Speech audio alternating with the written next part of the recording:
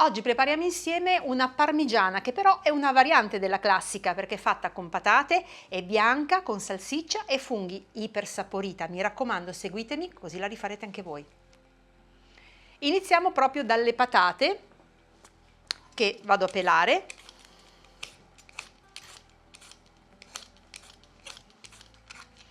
Ecco, sceglietele magari grandi della stessa dimensione, piuttosto medie, ecco, perché poi dobbiamo tagliarle a fettine per fare la nostra parmigiana. Patate sbucciate, lavate e adesso con una mandolina le tagliamo a fettine sottili, un paio di millimetri al massimo.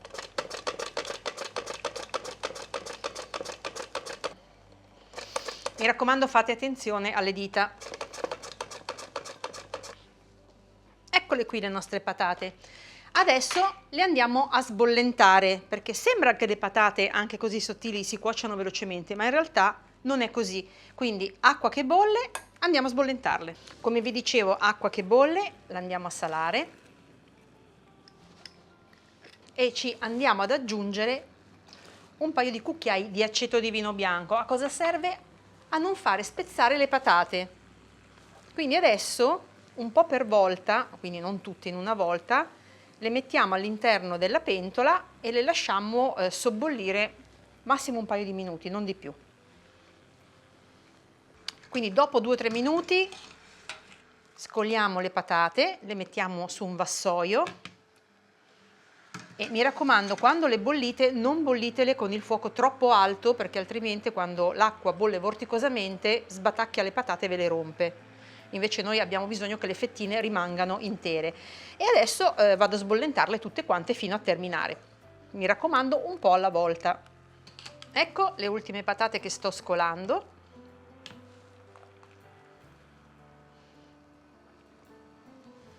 Io faccio una cosa, le copro con pellicola per non farle asciugare, perché se si asciugano poi si piegano le patate, quindi le copro con la pellicola in modo che rimangano esattamente così, dritte e sbollentate, ma umide ancora. Perfetto. Qui intanto scaldo una padella, bella capiente. Non ci vado a mettere nessun condimento perché ci vado a sbriciolare dentro la salsiccia che, come sapete, è già grassa di suo, quindi rilascerà il suo grasso. Padella antiaderente va bene proprio per questo.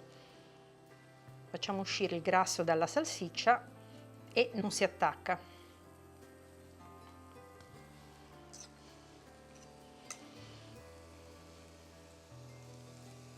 Io ho abitato per un po' di anni in Calabria e amavo la salsiccia al finocchietto, quindi se dalle vostre parti c'è potete utilizzare anche quella.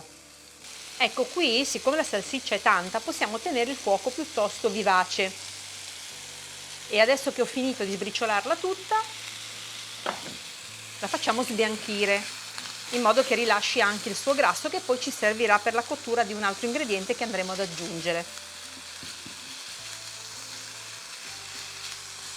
Intanto ci metto all'interno anche un po' di timo sfogliato, quindi prendo il rametto e tiro via le foglioline in questo modo, anche perché il rametto è bello coriaceo, quindi non va bene aggiungerlo.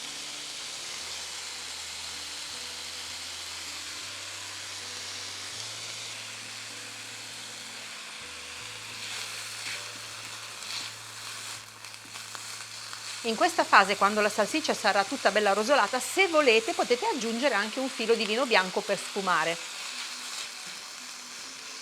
Io intanto con questo mestolo, vedete, piatto, vado anche a sminuzzare la salsiccia e renderla più piccolina.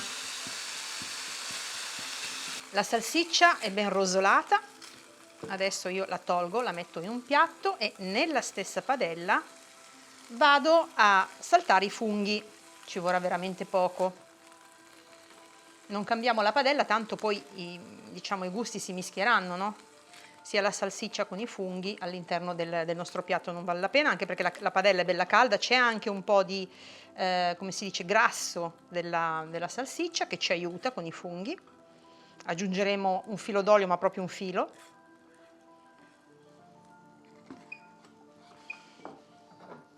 Vedete che già c'è un po' di grasso della salsiccia. Io ci metto all'interno uno spicchiettino piccolo di aglio schiacciato, perché con i funghi ci sta sempre bene. Già si sente un profumo.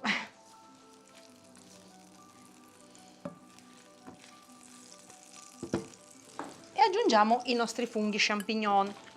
Io amo anche i pioppini e quando è stagione ovviamente i porcini.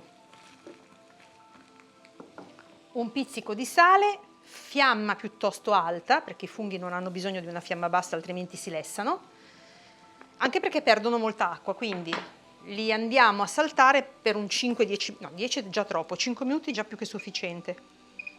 E alziamo la fiamma.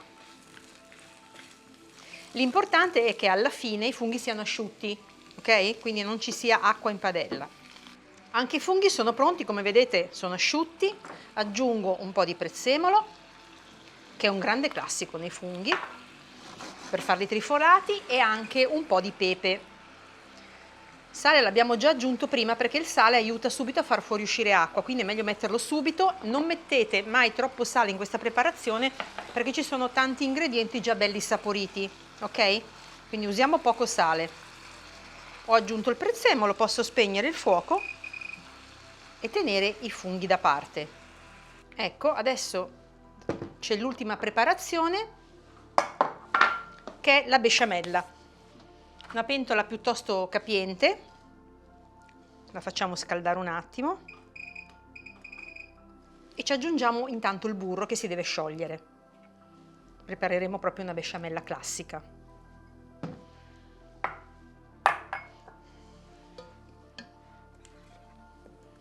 Quindi abbiamo già preparato le nostre patate, la salsiccia e i funghi, e questa è l'ultima preparazione appunto sul fuoco, dopodiché possiamo comporre la nostra parmigiana. Adesso possiamo introdurre la farina. Mischiamo e la lasciamo tostare per un paio di minuti. In questo caso stiamo preparando il roux, che come dico sempre io è la base addensante della besciamella. Lo dico io, ma mica perché lo dico io, lo dice chi l'ha inventata. Ora possiamo aggiungere il latte. Allora, se aggiungete latte caldo, la besciamella si formerà più velocemente, altrimenti se è freddo ci vorrà qualche minuto in più perché si deve scaldare il latte. Non succede niente, è soltanto un'informazione. Nel frattempo io aggiungo anche sale e noce moscata, sale proprio un pizzichino, perché abbiamo detto che ci sono tanti elementi saporiti, e la mia immancabile noce moscata. Ecco, qui possiamo abbondare se vi piace. E adesso mescoliamo a fuoco dolce finché appunto la besciamella non si addensa.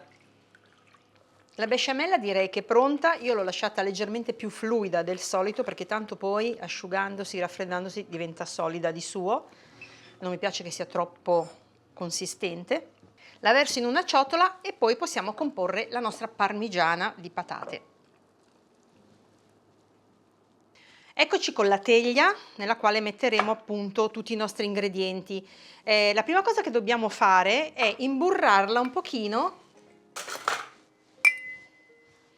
e metterci un po' di pangrattato, in modo appunto che non si appiccichi poi tutto il composto alla teglia.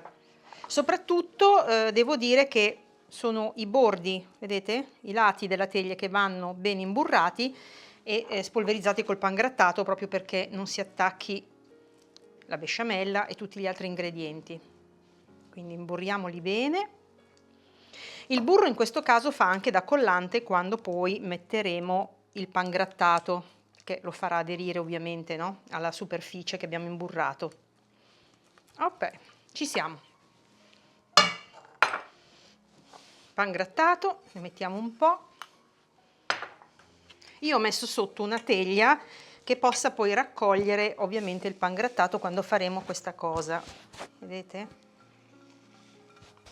Così poi lo potete recuperare e non buttare.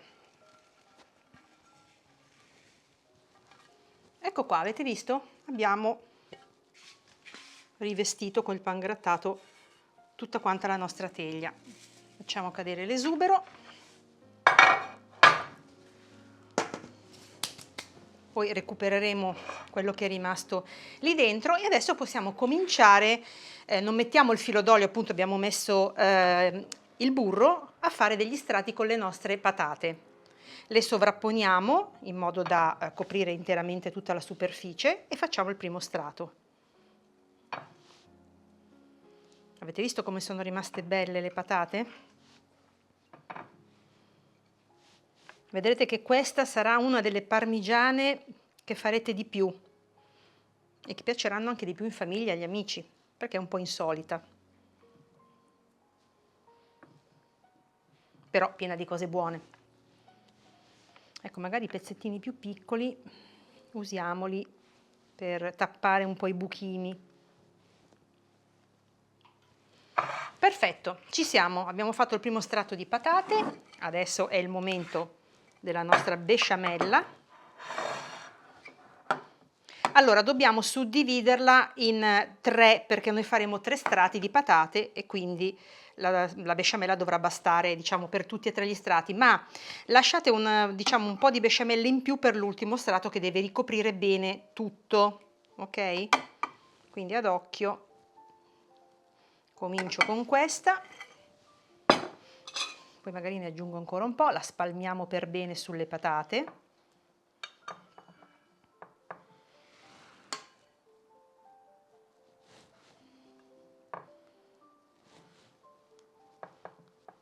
Tanto poi l'ultimo strato andrà a ricoprire interamente la nostra parmigiana e ricadrà anche sotto, quindi rimane comunque tutto lì.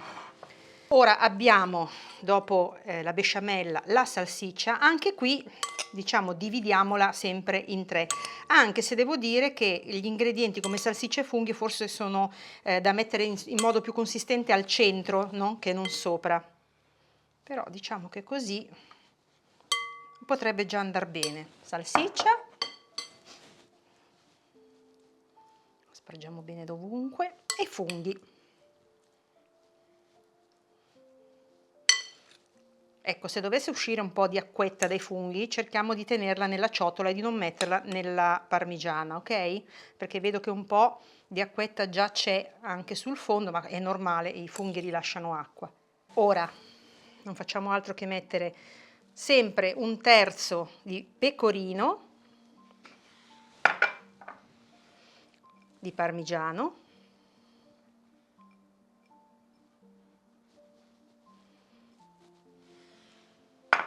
un po' in questo caso di fontina grattugiata,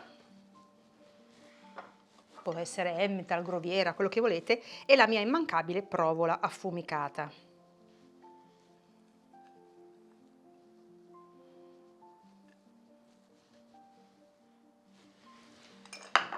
Ovviamente sempre 1/3, 1/3, 1/3 perché sappiamo che dobbiamo fare appunto degli strati, 3 strati insomma. Adesso ricominciamo, questo è il primo strato, ricominciamo e facciamo un secondo strato esattamente identico. Cominciamo con le patate. Quindi sopra le patate besciamella, salsiccia,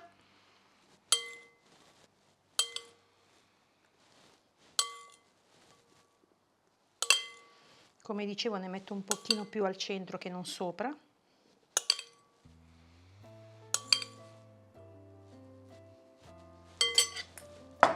funghi,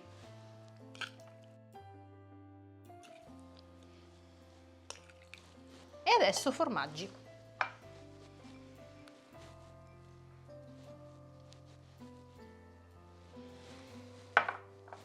E siamo all'ultimo strato.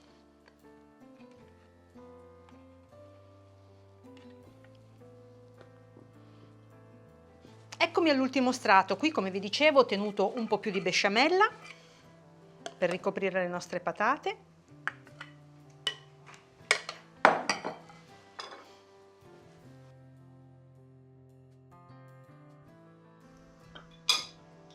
Spargiamo un po' di salsiccia.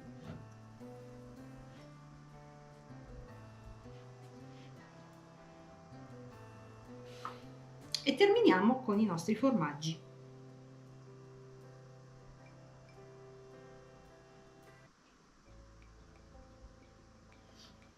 E finalmente ecco la nostra parmigiana di patate pronta per essere infornata nel forno statico a 180 gradi per 30 minuti. Ricordiamoci che è tutto cotto all'interno, si devono solo mischiare i sapori e formare una bella crosticina.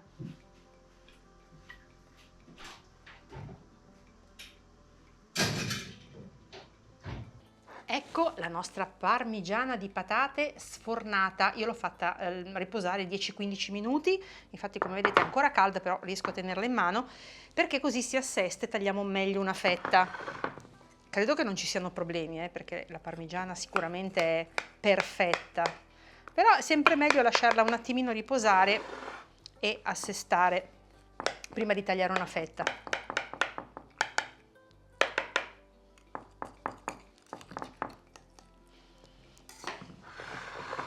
Piatto pronto. Guardate che roba, bella fumante ancora e anche filante. La metto nel piatto.